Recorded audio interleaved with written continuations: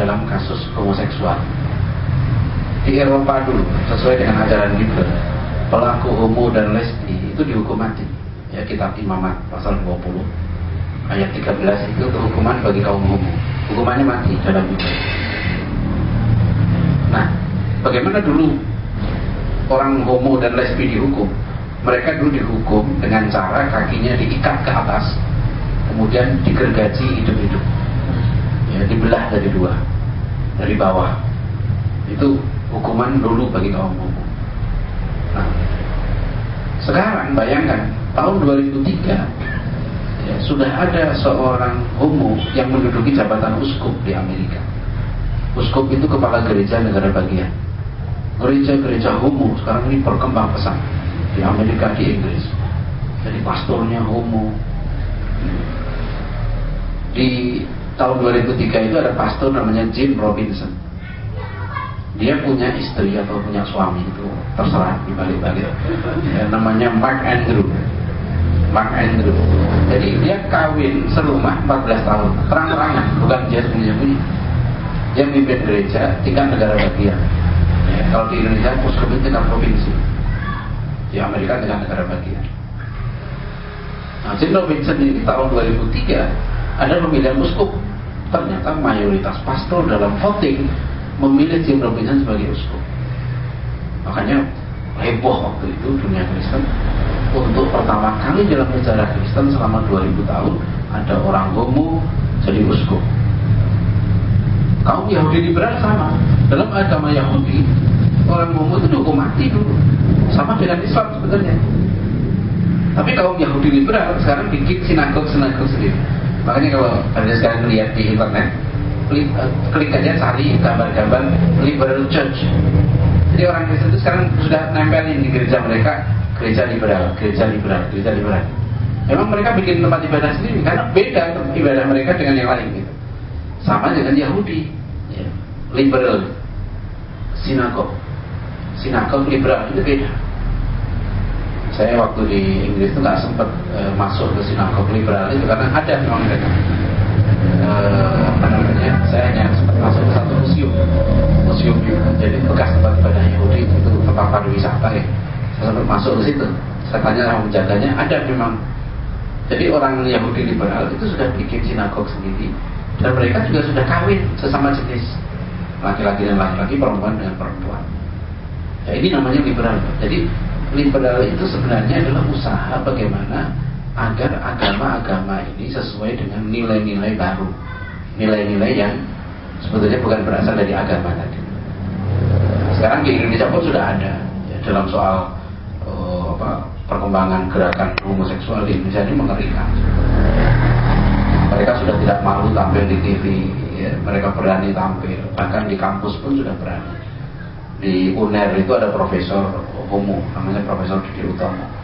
Itu sudah terang-terangan kalau ngajar kadang-kadang bawa itu istrinya, istri atau suaminya lah, bawa dia terang-terangan. Di UI juga ada dosen lesbi, bawa sudah ngaku juga, sudah terang-terangan di seorang dokter menulis di yang mendukung lesbianisme. Di UIN juga ada profesor yang mendukung homo dan lesbi. Profesor sudah wawancara, sudah artikelnya dia sudah menulis. Jadi menurut dia pasangan, jadi rijal wan nisa itu bukan berarti jenis kelaminnya laki-laki dan perempuan. Itu diartikan sebagai sifat. Jadi kalau ar-rijal itu sifat kelelakian, kalau an-nisa sifat kewanitaan. Jadi berpasangan maksudnya itu dua pihak itu yang satu berperan sebagai perempuan, yang satu berperan sebagai, meskipun sama-sama laki-laki gitu, meskipun sama-sama perempuan, yang penting perannya beda. Itu yang penting kasih sayang bagi mereka itu nggak penting. Saya sering ungkap ya, jurnal di YIN Semarang, di mahasiswa Fakultas Syariah YIN Semarang, terbit jurnal Justisia. Kalau di foto-foto saya ada semua, itu saya scan semua. Itu tahun 2004 sudah menulis laporan utama, judulnya Indahnya Kawin Sesama Jenis. Itu kalau kita baca itu ngeri sekali, karena ayat-ayat Al-Quran dia tafsirkan ulang. Ya, bahkan saya punya buku ya, di waktu ke Inggris itu saya beli satu buku tebal hampir 400 halaman, judulnya Homosexuality in Islam. Ya, itu ada bab pertamanya liberating Quran diliberalkan, dan mereka menggagas namanya evolving syariah. Syariah itu berevolusi mengikuti zaman, nggak ada syariah yang tetap, syariah evolutif. Jadi agama yang mengharamkan homo itu sudah agama ketinggalan zaman, sudah melawan HAM. Tahun 2006 di Jogja ada pertemuan para pakar HAM internasional, dan mereka menghasilkan deklarasi namanya Deklarasi Yogyakarta atau Yogyakarta Principles. Sudah dibawa ke sidang HAM di Jenewa dan sudah diajukan itu. Salah satunya meminta pemerintah agar jangan menghalangi atau jangan tidak mengesahkan perkawinan sesama jenis. Menteri Agama kan sudah ngomong, Menteri Agama Pak Suri Salman sudah ngomong di koran bahwa ada usaha untuk mengganti undang-undang perkawinan kita agar memasukkan pasal yang nanti perkawinan itu tidak harus antara laki-laki dengan perempuan. Itu sudah ada usaha kata Menteri Agama untuk merubah undang-undang perkawinan. Kalau para mahasiswa Fakultas Syariah di IAIN itu, mereka terang-terang membuat gerakan legalisasi hukum. Nah, ini gerakan liberal karena bagi mereka ini melanggar HAM. Saya belum lama ini, kalau antum baca di internet saja cari di hidayatullah.com, itu ada berita di IAIN Surabaya tahun lalu, seminar ya. Temanya nikah yes, gay yes, dan pembicaranya juga orang gay juga dihadirkan. Ada seorang kiai yang dihadirkan malah dukung gitu di situ. Ya, betul kalau kita baca itu seminarnya itu. Jadi itu sudah biasa. Saya dengar dari mahasiswa itu kadang-kadang dosen di ruang kelas sudah ada yang terang-terangan mengatakan kalau masih mengharamkan homo dan lesbi itu bukan agama cinta, bukan agama kasih sayang. Itu masih agama yang menindas manusia. Karena itu fitrah kata mereka. Nggak bisa orang dipaksa untuk senang sama laki-laki atau senang sama perempuan. Itu fitrah asalnya begitu. Oh memang dia senangnya sama laki-laki mau diapain gitu. Jadi, nah ini contoh ya kalau sekarang ini namanya ide liberal dan gerakan ini berlangsung. Yang paling bahaya gerakan ini digerakkan melalui TV, ya, melalui lawakan-lawakan. Hati-hati itu kalau anak-anak nonton lelucon-lelucon ya, dimainkan oleh kaum homo. Mereka akhirnya pelan-pelan nanti akan mentolerir. Oh iya ya, bagus ya orang homo itu ya, lucu ya, keren ya. Nah gitu, orang kan tercetak satu pemahaman yang salah tentang hakikat laki-laki dan wanita. Jadi sebetulnya liberalisasi adalah usaha untuk menjadikan agama baik Yahudi, Kristen, Islam ya, agar dia sesuai dengan perkembangan zaman. Itu aja dulu.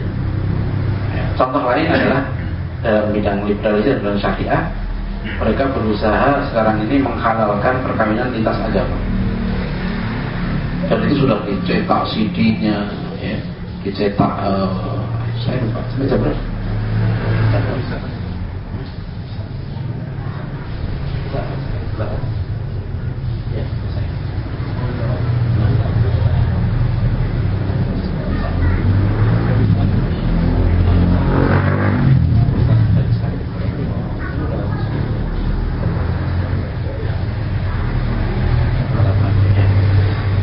Ya itu ya nanti lain kali lah kita sambung lagi, kan kalau cerita liberal ini panjang Pak, 1 hari nggak selesai. 3 hari paling nggak, 3 hari itu full, karena liberalisasi ini menyangkut misalnya paham liberalisasi syariah ya, mereka mengganti usul fikih dengan hermeneutika. Yang kedua liberalisasi Al-Quran. Liberalisasi Al-Quran itu mereka sekarang ini mengusahakan satu pemahaman Quran itu adalah produk budaya. Dan sudah terbuka bukunya. Ada Gramedia menerbitkan buku judulnya Metodologi Studi Al-Quran. Itu ditulis oleh 3 tokoh liberal itu, Ulil Absor, kemudian Dr. Mokhsid Ghazali, dan Dr. Lutfi Syaukan. Kalau kita baca itu ada di Gramedia terbitkan buku Metodologi Studi Quran. Itu jelas di situ mereka mengatakan Quran ini sudah salah dari awal. Ya, Quran ini bahkan katanya ada penulis Quran yang ngantuk segala macam itu di situ.